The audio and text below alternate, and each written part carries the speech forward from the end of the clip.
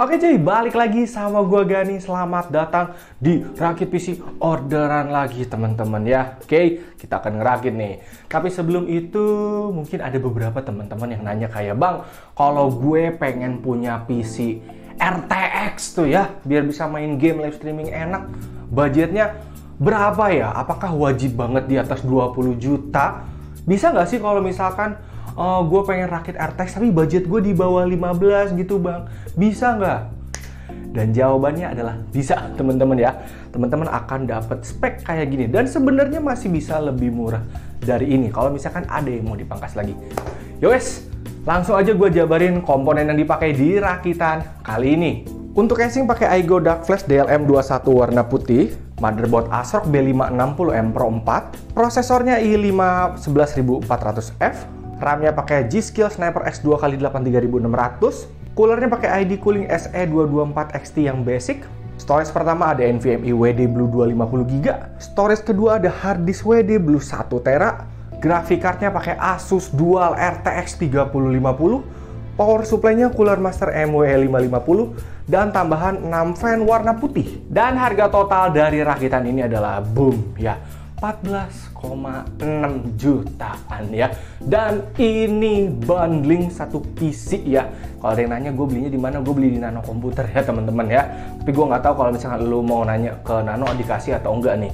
Yang jelas kayak model VGA aja. VGA kalau beli satuannya di Nano tuh 8 juta. Tapi karena gue beli satu PC ini jadi 6 jutaan. Sebenarnya ada yang lebih murah lagi, Ino 3D, tapi stoknya kosong ya. Itu bisa 5 jutaan ya. Yang jelas mau Ino, mau Asus itu udah jos banget. Oke, udah pakai i5 Gen 11, mantap. Udah pakai B560, oke. RAM 3600, mantap. NVMe WD Blue, nggak usah neko-neko lah. Nah, di sini kayak sirkulasi casing juga jos. Tapi fan ini Aigo, gue belum pernah nyoba nih. Si ownernya pengen banget fan Aigo, nanti kita tes juga sekalian. Terus untuk cooler ID Cooling SE224 ini juga udah tau lah kita performanya ID Cooling ini udah mantep banget. PSU nih, gue sebenarnya belum pernah nyoba RTX pakai PSU 550, belum pernah. Apakah bisa atau tidak gue masih belum tahu. Yang jelas kata Nano aman coy, bahkan di website sekalipun RTX 3050 katanya pakai MWE 550 atau power supply 550 itu udah lebih dari cukup ya. Oke, kurang lebih komponen rakitan ini udah enak banget lah dipakai buat gaming, live streaming, editing, coding kayak gitu ya, udah jos banget deh. Dan kalau misalkan pertanyaan teman-teman kayak, "Bang, bisa nggak sih dipangkas lagi gitu?" Jawabannya masih bisa teman-teman, bisa lu pangkas lagi. Oke, yang pertama casing sama fan aja, lu bisa beli yang model Aerocool Trinity Mini tuh ya, atau casing-casing lebih murah lagi itu bisa. Gua saran sih yang murah dapat fan itu kayak Trinity Mini aja, udah dapat fan depan, fan belakang, sirkulasi juga udah jos, tinggal nambah 2 di atas tuh ya. Kayak prosesor bisa turun ke 10400F, itu oke. Sama i3 Gen 10 juga untuk RTX 3050 itu oke banget teman-teman ya. NVMe boleh lah ke 128, tapi kayaknya sempit deh. Mungkin 256 tapi yang brand lain yang rada murah gitu ya. Oke, coolernya bisa dipotong jadi Jonesbo CR1200, mungkin itu juga udah cukup untuk i5 atau i3 Gen 10 seri F ya. Oke, jadi kalau misalnya mau dipangkas, teman-teman ini masih bisa ya. Tapi dengan catatan beli bundling ya di Nano ya. Ini gue bukan promosi Nanonya, tapi karena memang gue dapat harga bundlingan murah ini ya di Nano gitu loh, di Nano Komputer. Ya, gue belum pernah ke Mangga 2 padahal ya. Tapi belinya di situ mulu. Thank you banget sebelumnya buat Nano. Sering-sering ngasih harga murah kayak ini, bukan buat gue soalnya, buat pelanggan gitu. Bukan buat saya ya. Oke, tidak usah lama-lama lagi ya. Kita langsung aja rakit komponennya dari Mobo, prosesor, RAM, cooler, sama SSD. Oke, mari kita rakit. Oke, kita masuk ke perakitan awal ya, atau komponen intinya Mobo, prosesor, RAM, cooler, dan juga SSD ya. Oke, seperti biasa kita pasang prosesor dulu, i5 Gen 11. Oke, das.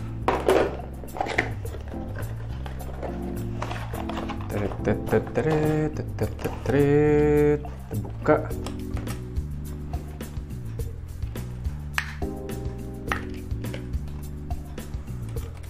Set. Prosesor i5 11400F. Nah, kok meceleng sih dia tadi.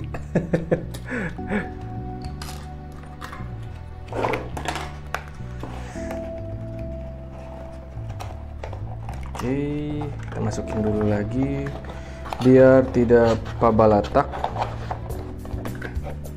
SSD dulu abis ini ya. Ini karena dia Mobo Gen 11 dan juga prosesor yang dipakai Gen 11 di B560 M4 ini kita bisa masang SSD-nya di atas. Kalau lo masangnya Gen 10 kayak 10400F itu SSD Gen 3 yang bisa lo pasang itu di bawah di sini. Di atas dia kagak bakal nongol, kagak nyaut. Oke. Buka dulu, ini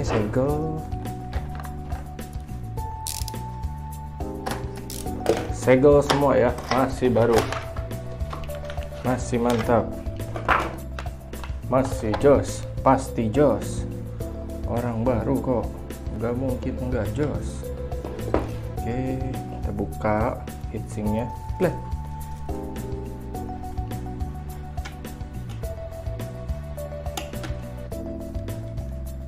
Sekarang kita baut lagi.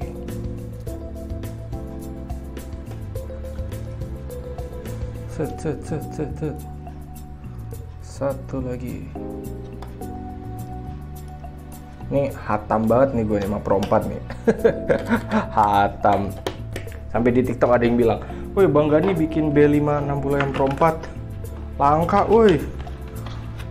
Gara-gara dibeli mulu buat pelanggannya." Ya iyalah, gue beli buat pelanggan gue, kocak gitu. Sebel banget gue. Oke, sekarang cooler ya. Ini fan satu lagi, tar dulu. Oke. Gue harus baca lagi juga nih, soalnya rada lupa dikit-dikit. Ingat, tapi lupa. Gimana tuh? Ingat tapi lupa. Oke. Ini gue skip sampai mounting bracketnya segala kepasang di sini ya, sampai heatsinknya nempel ke sini. Tenang aja, ini ntar gue buka. Ada konter ini gue buka sama pastanya, gue liatin udah dipakai ya. Oke. Heatsinknya sudah masuk nih ya, pasta udah dikasih, ini udah dilepas ya plastiknya. Ntar malah komen nih, mana bang nggak dilepas lu mah, bla bla bla bla bla bla bla bla bla gitu. Untung cooler zaman sekarang pastanya nggak nempel di heatsinknya ya, kayak waktu dulu kita zaman Ice Age. Tiap komen ada aja pastanya nggak dikasih, langsung dipasang, padahal pastanya nempel di heatsink ininya. Nah ini gue sekalian ngerapihin fan-fannya juga ya. Ini kita skip sampai kepasang lagi fannya di heatsinknya ya. Nah udah cakep tuh ya teman-teman, sudah rapih juga nih. Kita langsung pasang aja memori RAM-nya. Oke, RAM G.Skill tidak ada segel ya teman-teman. Kita geser sana karena kita mau masang memorinya. G.Skill yang bentukannya army begini keren banget. Rata-rata ya gue pesen ya, semuanya stabil anjir. Gue nyoba brand lain kadang dapat gitu gacha, kocak gitu RAM-nya. Kalau yang G.Skill ini sampai saat ini semua aman jaya, mantap bro. Oke, sekarang sebelum kita tes, gue mau unboxing VGA dulu ya, karena VGA-nya segel teman-teman. Oke, ini dia VGA-nya ya teman-teman, si Asus Dual. Jadi si VGA ini masih segel di bagian sampingnya, dan toko pun naruh stiker garansinya di box ya tuh, nano di sini. Jadi buat teman-teman misalkan beli VGA di toko segel gitu dan ada stiker garansi di sini, gua saran sih box jangan dibuang ya teman-teman, karena di VGA-nya nggak ada segelnya gitu. Tapi kalau udah di nano sih insya Allah tenang, karena selama lu punya kwitansi, punya invoice, ya tenang. Cuman lebih baik kalau misalnya ada segel di box kayak gini, ya boxnya jangan lu buang gitu teman-teman. Oke. Atau misalkan lu mau scan di aplikasi My Asus juga bisa, karena si Asus ini garansinya bisa langsung ke My Asus gitu loh teman-teman. Oke. Ini per manualannya ya, nggak usah gue liatin, udah pernah di video unboxing. Oh, jadi dia masih segel.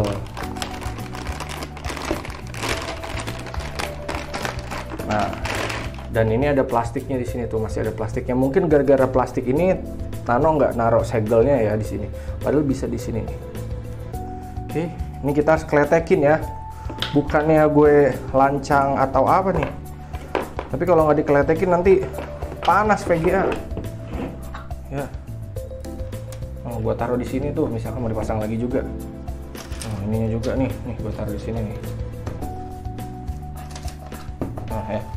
Tapi kalau yang bagian sininya ya tak bisa diselamatkan teman-teman. Mau tidak mau harus dipretelin. Oke. Nah sekarang langsung aja kita pasang ke motherboard, langsung kita testing nyala PC-nya ya teman-teman. Oke, ini dia PC-nya ya, udah siap. Mari kita buktikan apakah PSO 550 bisa nyalain si B560M Pro 4. Kita nyalain, bismillah. Oke, alhamdulillah nyala teman-teman ya. Kita tinggal tunggu masuk ke layar. Sip. Ada LED-nya, strip gitu ya, satu garis gitu, keren juga Asus. Oke ya, B560M, B511, RAM udah kebaca, nanti tinggal dinyalain XMP ke 3600, NVMe kebaca, suhu di 30 derajatan. Oke, ini gua skip. Habis ini kita install Windows, biar install Windows baru deh masuk ke casing. Oke, urusan install Windows kelar, gua beresin casing udah, PSU siap, harddisk juga udah dimasukin ke sini. Saatnya kita pasang PSU dan harddisk ke casing.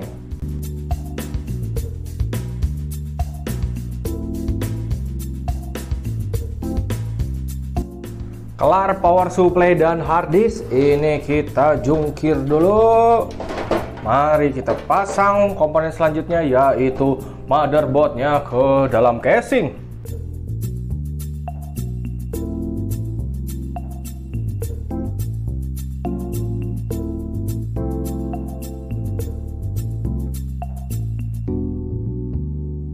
Motherboard sudah masuk tuh ya, sudah dibaut dengan mantap. Sekarang kita jungkir balik lagi untuk nyolokin perkabelannya beserta rapihin kabelnya. Oke.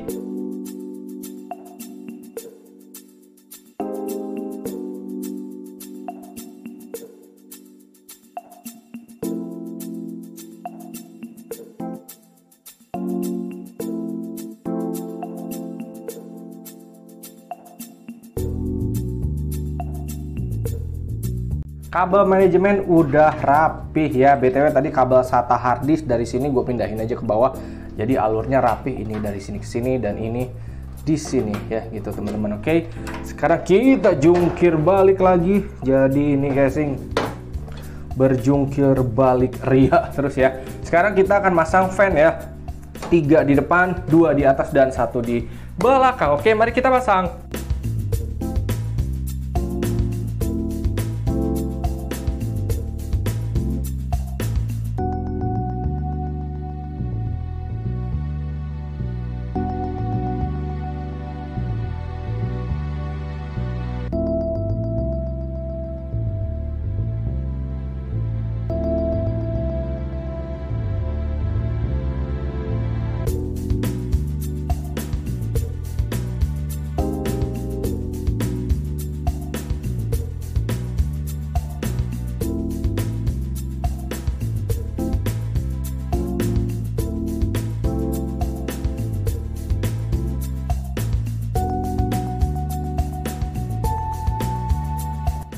Fan dan rapihin kabel serta coloknya sudah ya.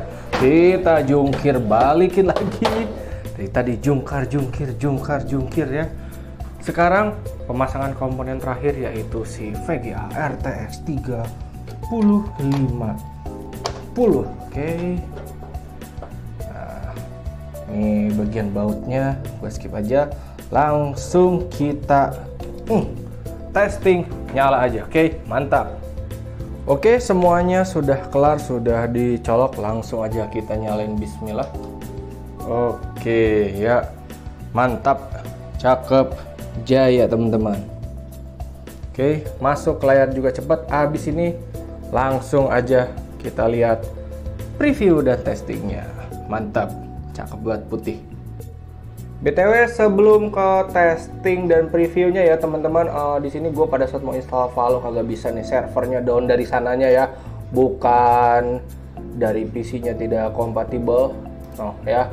Oke, dan gue juga udah chat orangnya, katanya nggak apa-apa nggak ditaruh Valo, dan RDR juga dia kagak mau ditaruh, jadi cuman ada GTA 5 aja. So ya wes, abis ini preview dan testing GTA 5 aja ya teman-teman. Selamat menikmati.